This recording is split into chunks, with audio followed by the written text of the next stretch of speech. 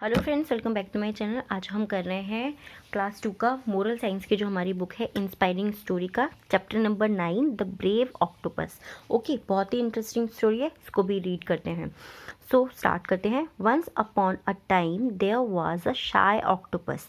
Once upon a time यानी कि एक समय की बात है या एक बार की बात है। There was a shy octopus. Shy means क्या होता है? बहुत ही नर्वस रहने वाला, बहुत ज़्यादा चुप चुप रहने वाला, जो किसी से बात नहीं करता, जिसको बहुत ज़्यादा शर्म आती है। ठीक है, बहुत शर्माने वाला ऑक्टोपस था। ठीक है, there was a shy octopus, एक बहुत शर्माने वाला या बहुत चुप चुप रहने वाला ऑक्टोपस था। He could never make friends because he was to shy. He could never, वो कभी नहीं बना सका, मेक फ्रेंड्स यानी कि वो कभी भी दोस्त नहीं बना सका, बिकॉज क्योंकि ही वॉज टू शाय, क्योंकि वो बहुत ज़्यादा शाय था, बहुत ज़्यादा नर्वस रहता था, यानी कि बहुत ज़्यादा बहुत शर्माता था, शर्मीला था बहुत ज़्यादा। द लिटिल फिश, एक छोटी फिश मीन्स क्या होता है? मछली। ठीक है, and tiny sea, tiny means होता है बहुत छोटा, सी एनिमल्स इनके बहुत जो छोटे एनिमल्स होते हैं। सी मीन्स क्या होता है? समुद्र के, या सी मीन्स क्या होता है? समुद्र के जो छोटे एनिमल्स होते हैं, बहुत छोटे जो एनिमल्स होते हैं, were all good friends. Were means थे, और मतलब सभी गुड फ्रेंड्स। वो जब एक छोटी फिश जो थी और टाइनी सी में जो रहने वाली एनिमल्स होते थे, वो सभी एक दूसरे के बहुत अच्छे फ्रेंड्स थे। दे प्ले टुगेदर, वे साथ में खेलते थे, बट लेकिन the octopus was too shy to join them. जो ऑक्टोपस था वो टू शाई था, वो बहुत ज़्यादा शर्माता, तो उन्हें ज्वाइन करने में यानी कि उनमें शामिल होने में बहुत ज़्यादा शर्माता था। वन डे, एक दिन, the octopus was resting behind some rocks. One day यानी कि एक दिन, द ऑक्टोपस, जो ऑक्टोपस था, वॉज रेस्टिंग। रेस्टिंग मतलब क्या होता है? आराम करना। वो आराम कर रहा था। बिहाइंड, बिहाइंड मतलब क्या होता है? पीछे। सम रॉक्स, कुछ जो रॉक्स थे, कुछ जो पत्थर थे, उनके पीछे वो आराम कर रहा था। व्हेन, जब, ही सा, उसने देखा, दैट, कि everyone was quickly swimming past, कि सब लोग जो है तेजी से स्विमिंग पास्ट यानी कि वो पीछे की तरफ स्विमिंग कर रहे हैं, सब लोग बहुत तेजी से पीछे की तरफ स्विमिंग कर रहे हैं। सीइंग मतलब देख कर, उसने ऐसा जब देखा, so a big fish coming to feed in that area, he quickly hide himself behind the rocks. Okay, seeing जैसे ही उसने देखा, अ बिग फिश, एक बड़ी फिश को, एक बड़ी मछली को, coming to feed, feed means क्या होता है? खाने के लिए आ रही है। कमिंग मीन्स आ रही है खाने के लिए, टू फीड मतलब खाने के लिए आ रही है। इन दैट एरिया, उस एरिया में वो खाने के लिए आ रही है, यानी कि वो जो जगह थी वहाँ खाने के लिए आ रही है। ही क्विकली, वो जल्दी से, हाइड हिमसेल्फ, हिमसेल्फ मतलब क्या? उसने अपने आप को, हाइड मीन्स छिपा लिया, बिहाइंड द रॉक्स, पत्थरों के पीछे उसने अपने आप को छिपा लिया। बिहाइंड मतलब पीछे। ठीक है, the big fish was chasing the little fish. The big fish, जो बिग फिश थी, उसने क्या करा? वॉज चेसिंग, चेसिंग मतलब क्या होता है? किसी को फॉलो करना, किसी का पीछा करना। चेज मतलब किसी को पीछा करना, किसी का। वो किसका पीछा कर रही थी? द लिटिल फिश, एक छोटी मछली का वो पीछा कर रही थी। ठीक है, the little fish needed help. जो लिटिल फिश यानी कि जो छोटी मछली थी, ये देखिए जो इस पिक्चर में हम देख पा रहे हैं ना, ये जो छोटी सी मछली थी, नीडेड यानी कि उसको ज़रूरत थी, हेल्प यानी कि मदद की, उसको मदद की ज़रूरत थी। बट लेकिन the big fish was so dangerous, लेकिन जो बड़ी फिश थी, जो बड़ी मछली थी, वाज मीन्स थी, सो डेंजरस यानी कि वो बहुत ज़्यादा खतरनाक थी।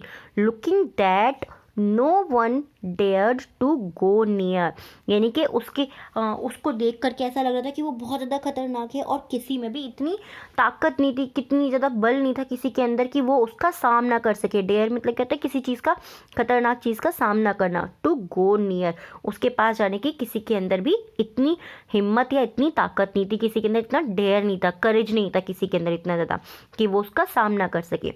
सो the octopus wanted to help the little fish. जो ऑक्टोपस था, वांटेड मतलब चाहता था, टू हेल्प यानी कि मदद करना, वांटेड मतलब चाहता था, टू हेल्प यानी कि मदद करना, the little fish, little means छोटी, फिश मीन्स मछली, छोटी मछली की वो मदद करना चाहता था। He shot a big jet of ink on the face of the big fish. He shot, shot मतलब क्या होता है? किसी ने, उसने एक तरीके से उसकी तरफ कुछ धक्का सा मारा। A big jet of ink, उसने एक इंक का बहुत जेट, जेट मतलब कहते हैं बहुत प्रेशर से पानी डाला, इंक का पानी डाला, on the face of big fish, एक बिग जो फिश थी, बड़ी जो फिश थी, उसके ऊपर उसने पानी का एक फोर्स डाला, ठीक है। फिर क्या हुआ, then he caught the fish, little fish, then he caught the little fish। फिर उसने जो छोटी फिश थी उसको पकड़ लिया, इन हिज आर्म्स, अपनी बाजू में उसको पकड़ लिया, अपनी आर्म्स में यानी कि अपनी बाजू में उसको पकड़ लिया, जैसे कि हम इस पिक्चर में देख पा रहे हैं ना, बिल्कुल वैसे ही। एंड स्वैम मतलब वो तैरने लगा, of behind the rocks, of यानी कि पीछे, बिहाइंड द रॉक्स यानी कि पीछे जो रॉक्स थे, जहाँ पत्थर थे उनकी तरफ, वो पीछे उनकी तरफ स्विम करने लगा, तैरने लगा। The big fish felt a bad itch and swam away। Okay, the big fish, जो बड़ी फिश थी उसको क्या हुआ,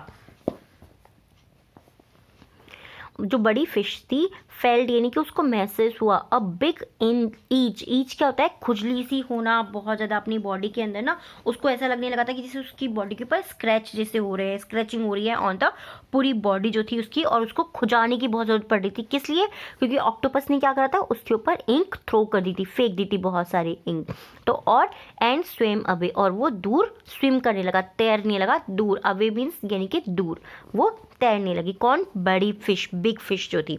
ऑल द फिश, सभी जो मछलियां थी, that were hiding come, that were hiding जो छुपी हुई थी, कम यानी कि वो आई, and congratulated the octopus for being so brave. Okay, all the fish, सभी जो मछलियां थी, दैट वर हाइडिंग जो छुपी हुई थी, कम यानी कि वो आई, एंड कॉन्ग्रेचुलेटेड यानी कि उसने बहुत सारी बधाई दी, उसको अच्छा अच्छा बोला, द ऑक्टोपस को, for being so brave, being मतलब होना, सो ब्रेव मतलब बहुत बहादुर होने के लिए उसने उसको, जो ऑक्टोपस था उसको, सभी जो जितनी भी मछलियां थी उसको बधाई दी। द लिटिल फिश, जो छोटी फिश थी, जो लिटिल फिश थी ना, ये जो इसकी आर्म्स में थी, बाजू में थी, थैंक द ऑक्टोपस, उसने ऑक्टोपस को धन्यवाद दिया, फॉर सेविंग हर लाइफ, उसकी जान बचाने के लिए, सेविंग मतलब बचाने के लिए, हर लाइफ मीन्स उसकी जान बचाने के लिए।